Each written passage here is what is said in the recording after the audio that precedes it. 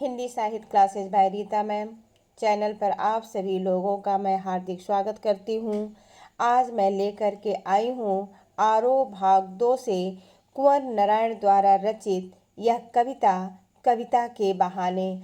तो इसमें हम देखते हैं कि कविता के बहाने इस कविता में कवि हमें क्या बता रहे हैं। तो चलिए हम देखते हैं। यह कविता उस समय की है जब कविता को लेकर लोगों के अंदर संशय की स्थिति बनी हुई थी कि ये कविता का अस्तित्व आज के यांत्रिकता के युग में बच पाएगा कि नहीं बच पाएगा। उसी कविता की अपार संभावनाओं को कवि टटोलते हैं, उसको देखने की कोशिश करते हैं और बहुत ही सुंदर इस कविता में कवि उदाहरण प्रस्तुत करते हैं। एक तरफ कवि जो है प्रकृति का उदाहरण देते हैं तो दूसरी तरफ भविष्य की तरफ कदम बढ़ाता हुआ वह बच्चा जो हमारा भविष्य है, उसी प्रकार से इस कविता को किस प्रकार से वह व्याख्यायित करते हैं, चलिए उसे हम देखते हैं। कहते हैं कविता एक उड़ान है चिड़िया के बहाने, कविता की उड़ान भला चिड़िया क्या जाने, बाहर भीतर इस घर उस घर, कविता के पंख लगा उड़ने का माने, चिड़िया क्या जाने। कवि कहते हैं कि कविता एक कल्पना की उड़ान है। कविता है वह एक कल्पना की उड़ान है। चिड़िया की उड़ान जो होती है उसकी सीमाएं होती हैं। वह चिड़िया इस घर उस घर, बाहर भीतर, अर्थात चिड़िया की उड़ान जो होती है एक घर से दूसरे घर, अंदर बाहर तक ही उड़ती है। परंतु कवि की जो कविता की उड़ान होती है वह बहुत विस्तृत होती है और उसका कोई भी सीमा नहीं होता है। कवि के भावों की कोई सीमा नहीं होती है। कविता का कोई सीमा नहीं होता। वह कविता जब बनती है तो वह अनेक हर घर घर तक पहुंचती है। वह कविता पंख लगाकर उड़ती है और वह हर जगह पहुंचती है। उसकी उड़ान चिड़िया से कहीं अधिक आगे है। अर्थात कवि इस पंक्ति में, इस पैराग्राफ में यह बताने की कोशिश कर रहे हैं कि चिड़िया की उड़ान की एक सीमा है लेकिन कविता की कोई सीमा नहीं है। अच्छी कविता है अगर जो, तो वह हर घर में अपना जगह बना लेती है। चलिए अब हम आगे बढ़ते हैं, देखते हैं। यहाँ कवि कहते हैं कि कविता एक खिलना है फूलों के बहाने, कविता का खिलना भला फूल क्या जाने, बाहर भीतर इस घर उस घर, बिना मुरझाए महकने के माने, फूल क्या जाने। कवि कहते हैं कि यह जो कविता है, कविता उस फूल के तरह है जो फूल से सीख लेकर के कवि जो है कविता करते हैं। कहते हैं कि कविता की रचना फूलों के बहाने हो सकती है, अर्थात फूलों से सीख लेके बन सकती है। फूलों को देखकर कवि के मन में उत्साह प्रसन्नता आ सकती है। उसके मन में कविता फूल की भांति विकसित हो सकती है।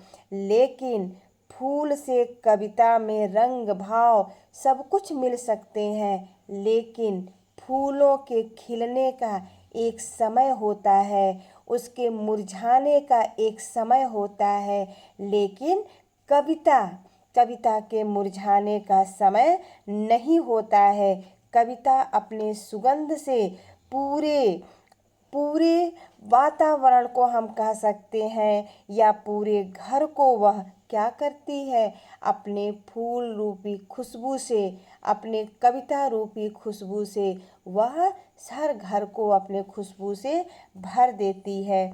यहाँ पर कवि कहते हैं कि यह जो कविता होती है वह अंदर बाहर एक घर से दूसरे घर तक अपनी खुशबू को फैलाती चली जाती है, वह नष्ट नहीं होती है। जबकि फूल क्या है, फूल बिना मुरझाए लंबे समय तक नहीं रह सकता। फूल की परिणति निश्चित है, वह समाप्त हो जाता है, लेकिन कविता बिना मुरझाए लंबे समय तक लोगों के मन में व्याप्त रहता है और इस बात को फूल नहीं समझ पाता। फूल क्या जाने।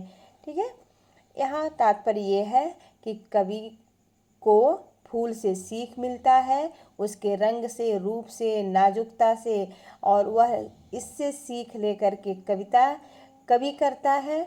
और कवि जब कविता करता है तो वह व्यापक होता है और घर घर में अपनी खुशबू को फैलाता है। कविता एक खेल है बच्चों के बहाने, बाहर भीतर, यह घर वह घर, सब घर एक कर देने को माने, बच्चा ही जाने। कवि कहते हैं बच्चा के खेल के समान बच्चा का जो खेल होता है, जिसमें वह किसी के साथ किसी भी तरह का भेदभाव नहीं रखता है, उसी प्रकार कविता करने वाला कवि भी उस बच्चे के समान होता है। जिस प्रकार बच्चे कहीं भी किसी भी तरीके से खेलने लगते हैं, उसी प्रकार कवि के लिए यह कविता होती है, जो अपने भावनाओं से, अपने शब्दों से वह खेलता है। बच्चों के लिए सभी घर एक समान होते हैं, वह किसी के साथ किसी तरह का भेदभाव नहीं करता है, वह अपना पराया नहीं समझता है। उसी प्रकार से यह कवि होते हैं जो शब्दों के माध्यम से, अपनी कविताओं के माध्यम से, कवि जो है अपने शब्दों से अंदर और बाहर के संसार को अपने भावों से उसे एक रूप प्रदान करता है। वह बच्चों की तरह कवि जो है, बच्चों की तरह बेपरवाह है।